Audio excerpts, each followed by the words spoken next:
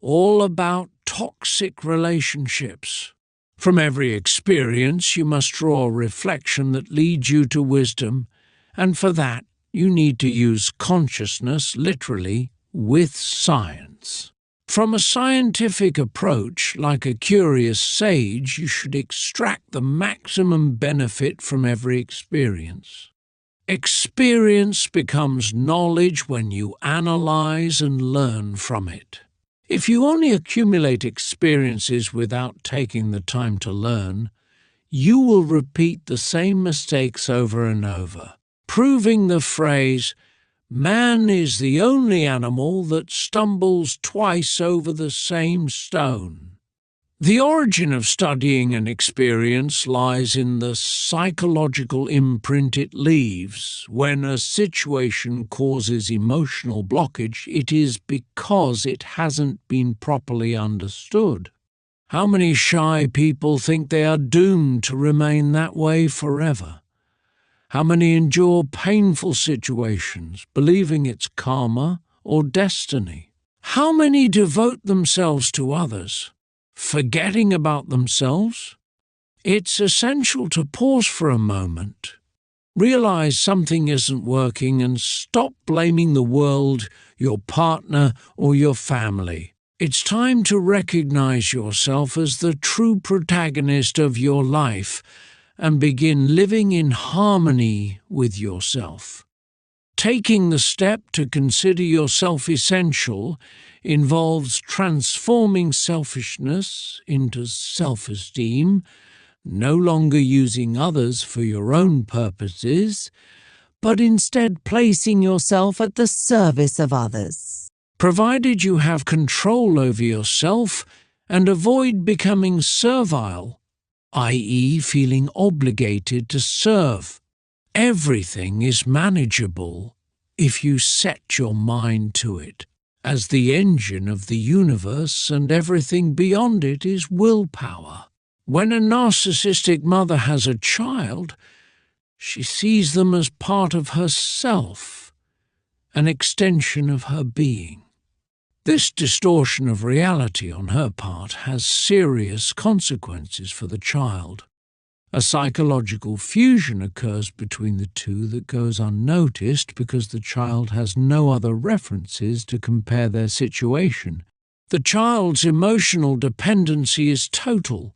They always consult their decisions with the mother, who determines their validity in all areas of life. She decides on their studies, friends, partner, even details like the color of their shirt or how they should eat. Absolutely everything is under the mother's control.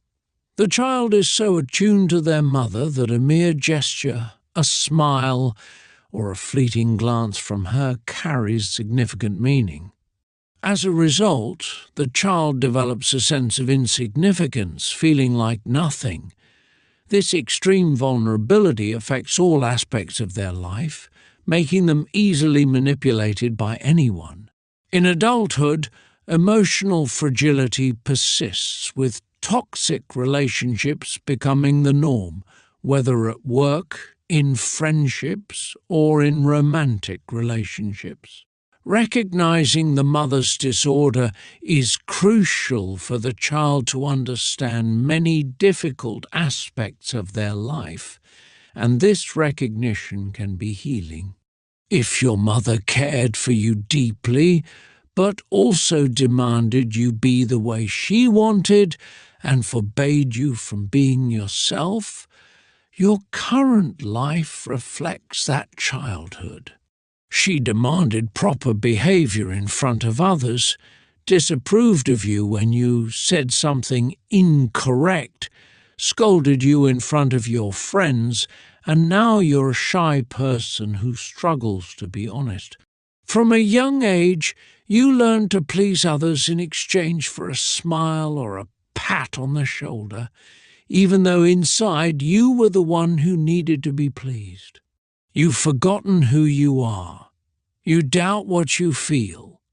And the little you do feel is hard to express because you still believe you won't be heard or that you'll be dismissed as soon as you speak about yourself. Children who grow up this way emerge with heightened vulnerability. When they enter relationships, they give everything, empty themselves, and place everything at their partner's feet. These relationships usually don't last, and the child-adult doesn't understand why their soulmate abandons them despite having given everything. Returning to manipulation techniques, it's crucial to understand gaslighting. A well-known example illustrates this concept. When a husband suspects his wife is unfaithful, or vice versa, and presents objective facts, these are systematically dismissed, leading to the victim's insecurity. The victim doesn't want to face the pain of betrayal and prefers to justify what's happening. This desire to avoid reality and cling to the beautiful lie of a perfect relationship persists. Conflicting emotions create a whirlwind of love and hate. The victim's self-esteem collapses, leaving them unable to trust themselves, their perceptions, or their feelings, all to preserve the relationship. This is a classic example of a toxic relationship, highly destructive for the person enduring this distortion of reality. This type of dynamic explains the extreme violence present in some relationships, which eventually explodes. Interestingly, the unfaithful partner who caused the suffering often goes unpunished. The victim, on the other hand, is accused of extreme violence, doubly harmed, and sometimes ends their life due to extreme suffering and lack of necessary support. Thus, the victim is seen as the perpetrator. Pleasure and control in toxic relationships. Pleasure is necessary. Savoring a quality dish is part of a healthy life. However, excessive pleasure can be harmful. Overindulgence in pleasure opens the door to an uncontrollable desire to consume, which can lead to addiction. This addiction to excessive pleasure forms the basis of many types of manipulation. This becomes evident when you've experienced excessive pleasure, as someone else can control your access to it. You've lost control, and every addiction brings this negative consequence. The desire to consume completely alters your perception of reality as you focus solely on obtaining that pleasure. Once your desire is satisfied, you return to square one, endlessly repeating this vicious cycle. If we consider sex as a drug, it can also become addictive when consumed in excess. In this context, pleasure becomes the driving force of the relationship, sidelining both yourself and your partner. A satisfying desire becomes overwhelmingly intense. Many people believe they control this desire when in fact they need a profound change, a prolonged abstinence that allows them to free themselves from this need. Take the necessary time to reflect on this. If you delve deeply into the text, you may discover things about yourself that you had perhaps forgotten. Mental programming from childhood. Programming a computer to perform tasks involves giving it specific instructions to achieve a result. Everything is automatic. Similarly, our brain, like a supercomputer, can also be programmed. Programs can be introduced by us or by others. For example, every time your mother enters your room and sees it messy, she calls you lazy. In response, you get up and start tidying up. Your mother has introduced the program to clean your room, achieved through the repetition of an insult. It's not about judging the intention behind this programming, but understanding that this is how we function and how easily we can be manipulated. We must be aware of this. On several occasions, I've spoken about getting rid of these programs by revisiting the past, reviewing and understanding those moments. The nature of the narcissist. Understanding that a narcissist thrives on your admiration is key. The narcissist's lack of self-esteem drives them to do everything possible to earn your admiration, as it fills their void of self-love. If you show that your admiration has disappeared, they will automatically reject you. A narcissist is incapable of love. Everything revolves around themselves. And no matter how much you try to gain affection, nothing will work. Many children, desperate to be loved by a narcissistic parent, strive tirelessly, but this attempt is sadly doomed to failure. This continuous frustration leads to outbursts of rage, genuine anger, and symptoms of hatred in these children. As adults, they must learn to give themselves what they never received in childhood: words of love and acts of self-care. They will never get anything from a narcissist who denies their disorder, as is often the case. Observe the affection you never receive. A narcissist doesn't care about your well-being. Be careful not to replicate their behavior. Simply accept the situation and learn to act differently. Recognizing and healing the relationship with a narcissistic parent. Recognizing that one of your parents is a narcissist is not enough to heal, but it's an important step. The mental damage suffered growing up in such an environment is significant and becomes the source of many future problems. Submissive behavior becomes the norm, and avoiding conflict becomes a survival strategy. A narcissistic parent will not hesitate to insult you or make you feel ridiculous. Remember, a narcissist is capable of very little love, even for their own children. These children grow up in a family environment devoid of affection, and until they become aware of their situation, they will attempt to replicate that same environment in their adult lives. Silence, humiliation, and allowing others to walk all over you are hallmarks of having had a narcissist in the family. Sadly, you've learned not to fight for what is legitimate or just. And if you do manage to, after a heroic effort, fear and guilt will always be present. Healing these emotional wounds is urgent. You must review each one to determine the extent of the real damage. The lies you believed only reinforce the narcissist's image as flawless, perfect, a heroic parent in the eyes of their children. At the very least, start questioning that image. You should have been important to them, but they made you believe only they were. Exactly the opposite. Seduction through pity. It's crucial to understand seduction based on inducing pity. When a seducer wants to trap you, they will tell you a sad story so moving that you feel compelled to help them. They'll make you feel so emotionally necessary that your new partner seemingly depends on you.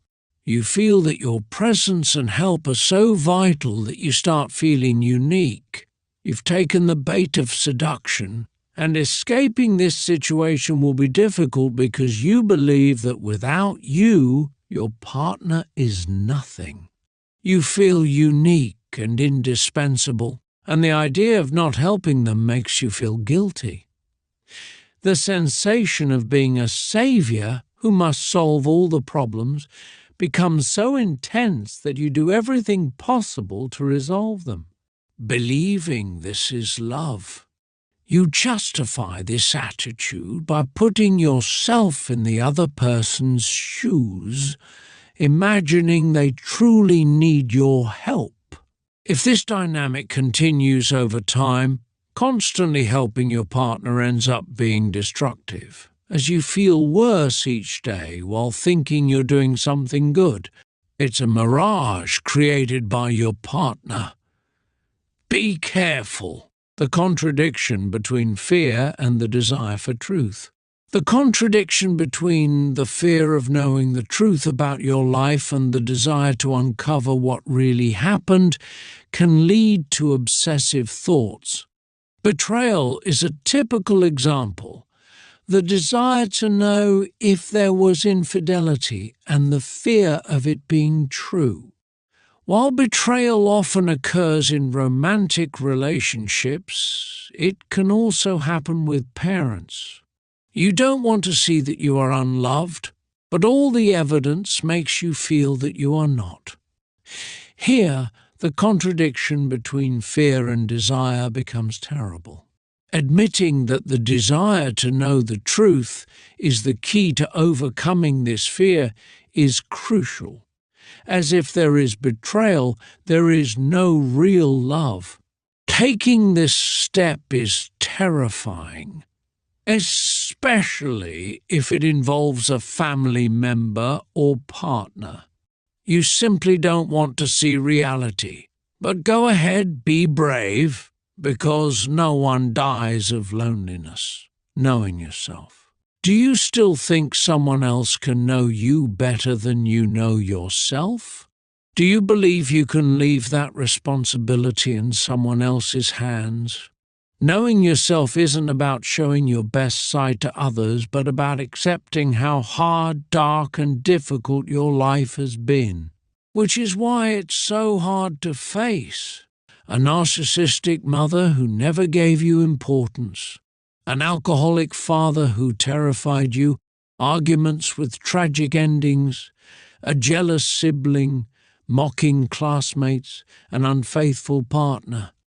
Where were you during all these moments?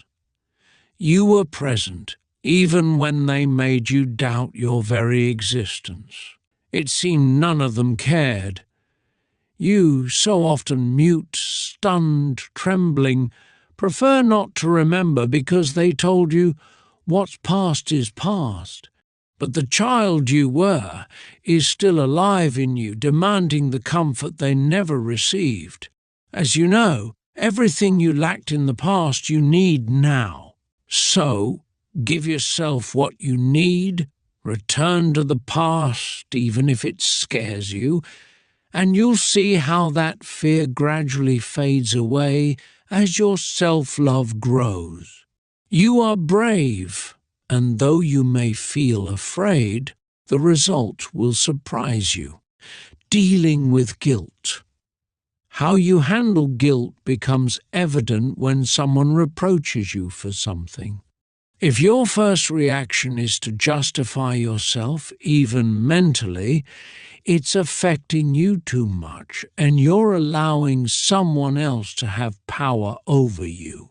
This needs to be addressed so you can gain the necessary distance to understand the intent behind that guilt.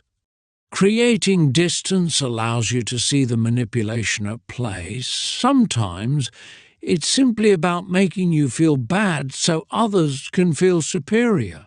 This is typical of a narcissist who will always blame you for their situation, lying, distorting reality, and finding ways to make you responsible. Falling into their game means accepting and justifying yourself, trying to explain that you had nothing to do with it, and attempting to avoid the guilt they're trying to instill. To confront this, you need to maintain distance and coolness. This begins with accepting that you currently operate in this way, that you're being controlled in this manner. Be humble enough to admit it and notice how guilt has affected you in so many situations. Choose a specific case where it's evident you were manipulated by guilt. Let yourself feel the contained emotions and express them in words about how you feel. In this way, you'll start to rationally recognize the manipulation, a true quantum leap. Internal conflicts in a toxic relationship. When you are in a toxic or dysfunctional relationship, you face an internal conflict. You want to keep seeing the wonderful person you found at the beginning, someone attentive, caring, and who gave you the love you needed. However, now that same person shows none of those traits. They despise you, are indifferent, lack attention to detail, and no longer care for you. The more intense and prolonged the initial phase of the relationship was, the more attached you'll feel and the harder it will be to accept the new reality. The desire to reconcile these two versions, the good and the bad, leads you to justify your partner's current behavior. You might believe they're ill, bipolar, or that something extreme has changed them. You tolerate the problems and psychological abuse because you think they can change and return to the person they once were. To break this cycle, it's necessary to distance yourself, cut off contact, and accept that the person hasn't changed. The person you saw at the beginning was just a facade, a simple act of seduction. It was a manipulative game to extract the suffering they need to boost their self-esteem. For such individuals, having so much power over someone, enjoying the ability to do as they please without touching you but merely playing with your emotions, can be amusing. Opening your eyes will only be possible when you are far from these people, recreating the family dynamic in your new family. Trying to replicate the characteristics of your parents' family in your new family often goes unnoticed. This pattern is one of the reasons so many relationships today end in separation. What you endured as a child without the option to leave home becomes intolerable as an adult. The feelings you had toward your parents are now the same ones binding you to your new partner, as many of their behaviors are similar. You are trapped in a cognitive distortion that everyone experiences upon leaving their family environment. You fail to see how many commonalities exist, which is why the relationship cannot work. You distort your perception to see affection where there is none, just as you did with your parents. Being honest with yourself requires revisiting the past and recognizing that there may not have been as much love as you thought. Even if it's hard to see, persist in this introspection, as this inner work is fundamental to revealing the truth about your childhood. Don't remain in the complacency imposed by many current and past philosophies. You must become an independent individual, moving away from the child you were, no longer needing mom or dad. The dependency created during childhood. Understanding that the dependency your parents created during your childhood is real is essential. During your early years, your dependency on them is total, and it gradually decreases as you grow. However, upon leaving your parents' home, you must acknowledge the emotional deficiencies you experienced because, if you don't, they will manifest throughout your life. If you didn't receive enough affection, you'll have a constant need for it. The less affection you received, the more intense your search for it will be. This lack makes you vulnerable to anyone who detects your need for affection, as they can manipulate you by offering it in small doses. Such relationships are very common because most people aren't aware of these deficiencies. This lack of affection manifests in symptoms such as emotional dependency, anxiety, fear of loneliness, or low self-esteem. All of these symptoms stem from the same root, the lack of affection from your parents. Now is the time to recover. You must learn to give yourself what you lacked, becoming the center of your own life. Until you become the center, displacing your partner, parents, family, or friends, you won't live in alignment with yourself. Begin this process as soon as possible. Forgiveness and self-love. Forgiving someone begins with the will, which only arises if there is a prior feeling love. It's difficult to forgive someone if you hate them. The process